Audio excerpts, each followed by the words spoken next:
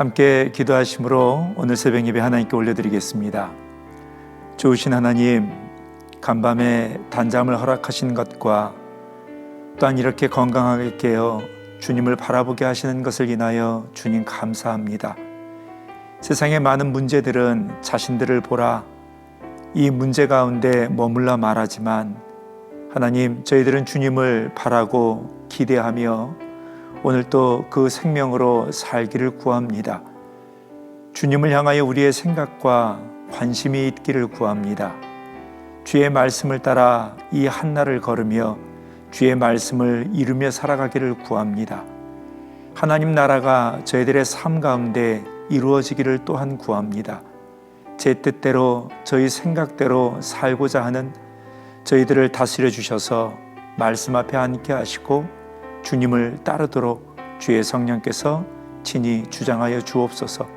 이 시간 주의 성령께서 함께하여 주시라 믿사옵고 우리 주 예수님 이름으로 기도드렸습니다. 아멘. 오늘 저희들에게 주시는 하나님의 말씀 마태복음 26장 14절부터 25절까지 말씀입니다. 마태복음 26장 14절부터 25절까지 제가 봉독하겠습니다. 그때에 12 중에 하나인 가롯 유다라 하는 자가 대제사장들에게 가서 말하되 내가 예수를 너희에게 넘겨주리니 얼마나 주려느냐 하니 그들이 은 30을 달아주거늘 그가 그때부터 예수를 넘겨줄 기회를 찾더라. 무교절의 첫날에 제자들이 예수께 나와서 이르되 유월절 음식 잡수실 것을 우리가 어디서 준비하기를 원하시나이까? 이르시되 성한 아무개에게 가서 이르되 선생님 말씀이 내 때가 가까이 왔으니 내 제자들과 함께 유월절을 내 집에서 지키겠다 하시더라 하라 하시니 제자들이 예수께서 시키신 대로 하여 유월절을 준비하였더라. 저물 때에 예수께서 12 제자와 함께 앉으셨더니 그들이 떡을 먹을 때에 이르시되 내가 진실로 너희에게 이르노니 너희 중에 한 사람이 나를 팔리라 하시니 그들이 몹시 근심하여 각각 여짜오되 주여 나는 아니지요. 대답하여 이르시되 나와 함께 그릇에 손을 넣는 그가 나를 팔리라. 인자는 자기에 대하여 기록된 대로 가거니와 인자를 파는 그 사람에는 화가 있으리로다. 그 사람은 차라리 태어나지 아니하였더라면 제게 좋을 뻔하였느니라. 예수를 파는 유다가 대답하여 이르되 랍비여 나는 아니지요. 대답하시되 네가 말하였도다 하시니라. 아멘. 저희는 어제부터 마태복음 26장의 말씀 함께 묵상하고 있습니다. 오늘 본문의 말씀을 묵상하면서요, 저는 인생이 걷는 길, 예수님이 걸으시는 길, 그 길에 대해서 묵상하게 되었습니다. 대제사장, 백성의 장로들 26장 3절을 봤더니요, 예수를 잡아 죽이려고 의논했다라고 얘기합니다. 어떠한 누명을 씌울까?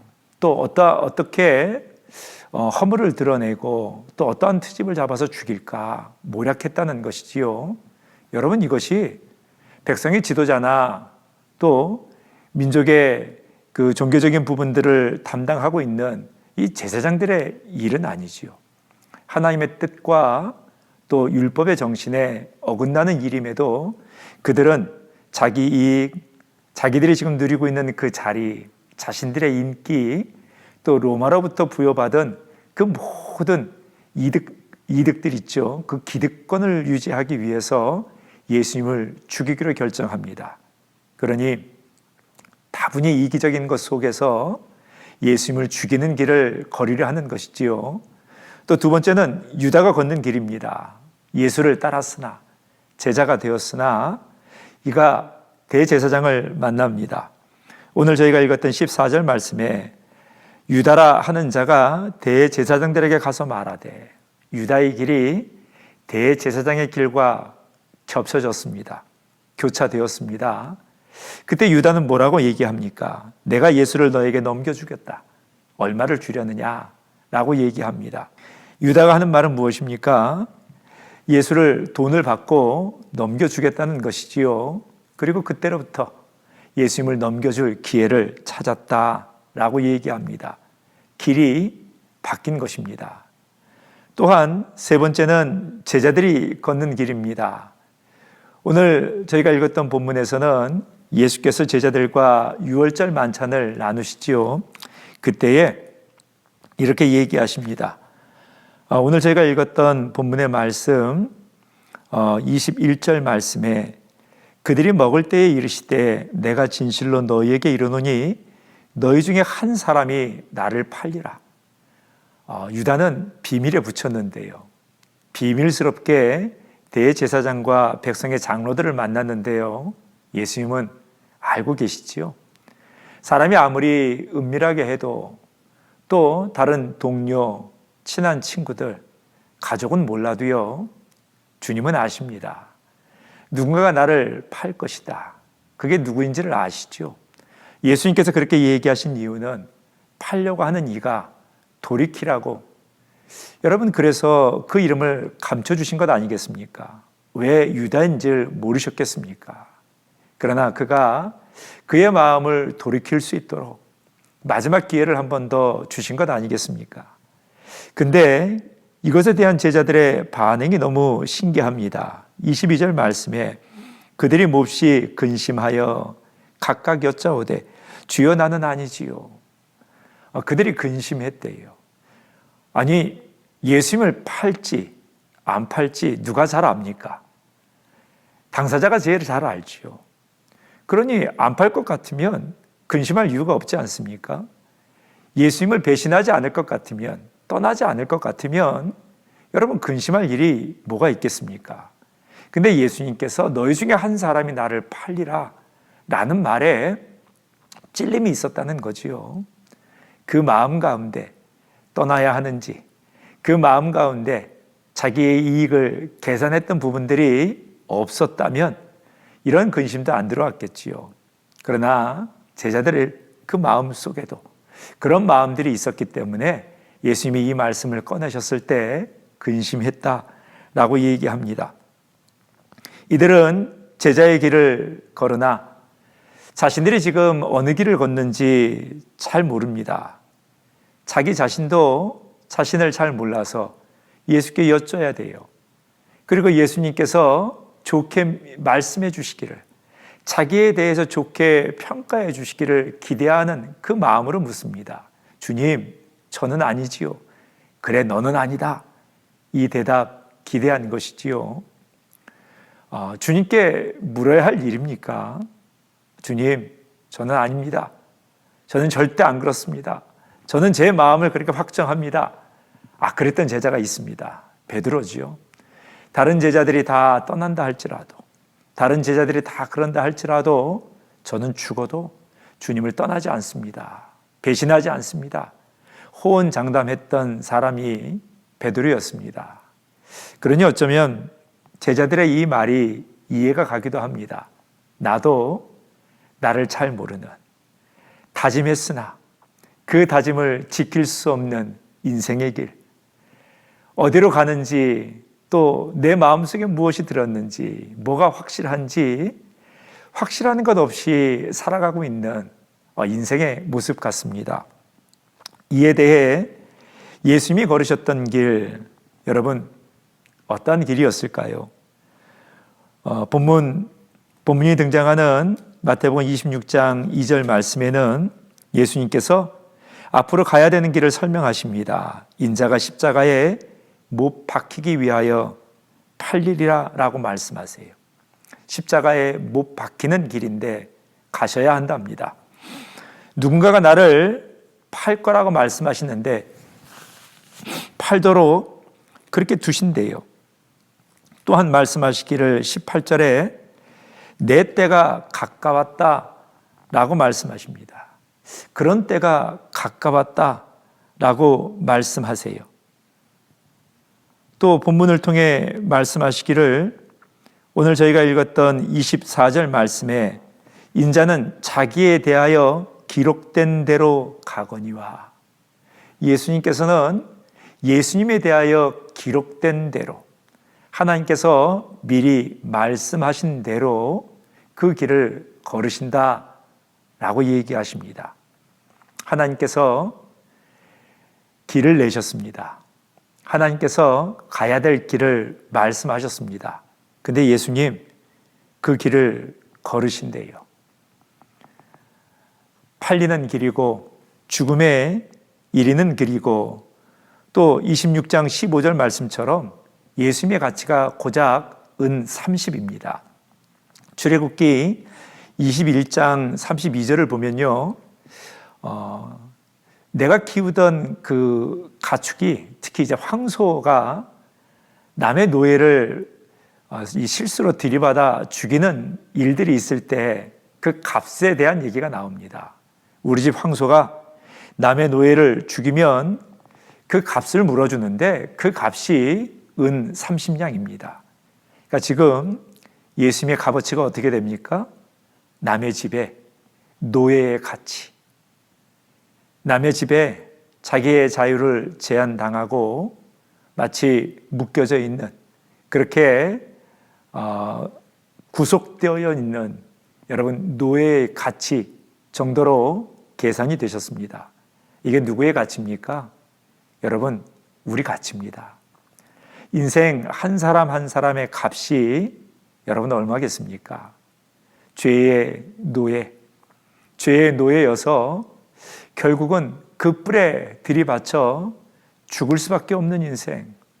여러분, 우리 인생의 가치와 예수님이 같아지셨다라는 말씀이지요. 또한 예수님께서 제자들과 함께 이 유월절의 만찬을 나누실 때에는 일반적으로 만찬의 시기보다 그 식사의 시간을 하루 앞당기셨습니다. 그러니까 이것도 좀 이례적이지요. 모든 사람들이 걷는 일반적인 길이 아니라 예수님을 통해 새 길, 하나님의 말씀을 통해서 우리를 구원하시고 그리고 구원받은 자가 살아가는, 예수와 동행하는, 예수님을 통해 인생에게 내어주시는 새 길을 상징하기도 합니다. 하루 전인 만찬을 미리 가지셨으니 아직 그들이 먹어야 되는 음식 중에 여러분 어린 양은 식탁에 올라오지 않았을 것입니다. 여러분, 그 다음 예수께서 십자가 위에 친히 누우셔서 여러분 유월절 만찬에 올라왔던 여러분 그 어린 양, 친히 그 어린 양이 되시지 않았겠습니까? 예수님께서는 스스로를 우리를 위해 내어주시는, 십자가라는 식탁에 우리를 위해 내어주시는 어린 양이 되셨습니다. 이처럼 인생, 우리는 각자의 길을 갑니다. 때로 서로 이익이 맞아서 함께 길을 가기도 합니다. 다른 길을 걷다 길이 교차되고 겹쳐지고 한 길을 갑니다. 근데 유다처럼 가장 중요한 순간, 또 가장 예수님께서 믿었던 12 중 하나이셨을 텐데, 또 제자들도 서로 그런 관계였을 텐데, 가장 중요하고 믿음의 관계였지만 자신의 이익을 위해서 배반하기도 하는 존재이지요. 또 유다처럼 돈깨를 맞고 그것을 훔치는 자의 삶. 여러분, 예수님을 따랐으나 그 마지막 때에 그 결정적인 순간에 예수님을 따르지 않고요, 하나님의 뜻을 쫓지 않고요, 선한 것을 따라가지 않고요, 자기 이익, 자기 주관, 그 길을 따랐던 자기의 법으로 살기로 결정하는 인생 아니겠습니까? 그렇게 봤더니 예수님이 어떻게 보입니까? 여러분, 물질적 가치로 자꾸만 보게 돼요. 내 이익의 가치로 보게 됩니다. 나의 이익을 위해 예수님은 얼마나 무거운 존재인가, 중요한 존재인가, 내 인생에 예수님은 얼마짜리인가. 여러분, 이러한 물질적인 관점, 이익의 관점, 그 관점으로 예수님을 보게 되니 그 예수님을 떠나고 배신하고 그 예수님을 팔게 되는 것이지요. 우리가 유다처럼 될 때가 있습니다. 우리는 주님을 섬기고 예배하고 또 봉사한다 말하지만 그 주님을 내 이익의 관점으로만 볼 때 우리는 언제든지 유다가 됩니다. 또한 우리의 자리, 내 인생, 내가 걷고 있는 이것이 죄인 줄 알지만 그 자리를 지키려 할 때에는 여러분 예수를 십자가에 내어주고 예수를 파는 자가 됩니다. 예수님을 따른다고 너무나 자신 있게 말하지만 우리의 인생 제대로 가고 있는지 나 스스로도 나 자신에게 확답할 수 없는 그런 불확실한 존재, 여러분 그게 인생 아니겠습니까? 이런 인생에게 예수님은 어떠한 분이신지요? 순종의 길을 걸으십니다. 하나님의 뜻과 그 구원의 길, 그 구원을 이루시기 위해 순종의 길을 걸으십니다. 질그릇으로 깨어지는 길, 노예의 값으로 매겨지셨으나 그것으로 다른 모든 죄의 노예들을 자유케 하시는 길을 걸으십니다. 순종이 물질보다 귀하다고, 순종이 제사보다 귀하다고 그것을 친히 보이면서 가십니다. 앞에 무엇이 막고 또 무엇이 방해해도 가야 되는 그 길을 돌아가거나 굽거나 멈추지 않으십니다. 그러한 주님이 각자의 길을 걷는 우리 인생의 길 가운데 내려오셨어요. 교차되셨습니다. 여러분 그 순간 인생에게 저희가 저희 각자의 길을 걷는 저희 인생에게 얼마나 중요한 순간입니까? 제자는 그때 주님을 만나 주님을 따르는, 주께서 가시는 길을 걷는 자, 그들이 제자이지요. 유다에게도 대제사장과 백성의 장로에게도 여러분 그 순간이 있었다는 것을 아십니까? 그럼에도 불구하고 그 은혜에도 불구하고요, 대제사장과 장로들은 자기의 길을 걸었고요, 유다는 따라가는 듯 했지만 돌아서는 길을 걸었고요. 그러나 불확실했어도 호언장담했으나 그 장담한 것이 여지없이 무너졌던 베드로에게는 어떠한 은혜가 있었습니까? 다시 찾아오셨습니다. 부활의 주님이 다시 그들을 찾아오셨습니다. 도망갔던 길, 부인하고 배반했던 길, 그러나 그들은 그 걸음을 돌이켜서 주님을 따르는 제자의 삶으로 돌아오게 됩니다. 그러나 유다는 어떻습니까? 끝내 자신의 길을 돌이키지 않았습니다. 예수님께서 오늘 유월절 만찬을 통해서 기회를 주셨으나 거절합니다. 또한 다시 돌아올 수 있는 기회가 다른 제자들처럼 있었을 거예요. 그러나 그 순간 회개하지 아니하고 스스로 목숨을 끊는 것으로 그의 인생은 마감되게 됐습니다. 오늘 주님은 누구십니까? 우리가 우리 각자의 길을 걷는 것 같으나 그런 우리를 찾아오셔서 빛으로 진리로 우리 인생에 교차되셨습니다. 그 주님을 따라오라고 말씀하시고 따라갈 때 우리 주 예수님과 함께 구원의 하나님 나라의 하나님 아버지 집에 영원히 살게 되는 그 길로 우리를 초청하십니다. 오늘 이 한날을 살아가며 인생의 어느 길, 또 어느 상황, 어느 장소에서, 어느 시간에서 우리를 만나시고 스스로를 드러내실지 저희는 잘 모릅니다. 그러나 소원하옵기는 여러분 바로 그때에 길을 돌이켜서 지속하여 주님을 따르실 수 있는 그 은혜가 넘치시기를 축원합니다. 기도하겠습니다. 좋으신 하나님, 인생 자신의 이익과 자리를 위하여 각자의 길을 걸을 수밖에 없는 인생에게 주님 찾아오셔서 생명을 드러내시고 진리를 드러내시고 구원을 드러내셨습니다. 하나님 그 빛 앞에 이 어둠이 빛이 되게 하시는 은혜, 고아와 같은 이가 자녀가 되는 은혜, 죄인이 의인의 이름을 받는 은혜가 되게 하셨습니다.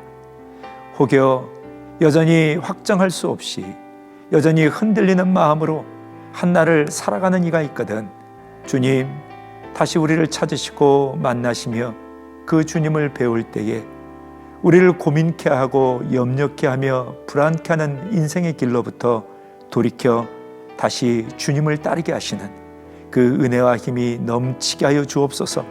오늘 어느 곳, 어느 순간, 어느 상황에 저희가 주의 얼굴을 배울지 저희는 알지 못하나 바로 그때에 주님 무릎을 세울 수 있게 하시고 한 걸음을 옮겨 주님이 앞서가시는 요단강으로 건너가는, 주님이 앞서가시는 그 뒤를 따라갈 수 있도록 저희를 인도하여 주옵소서.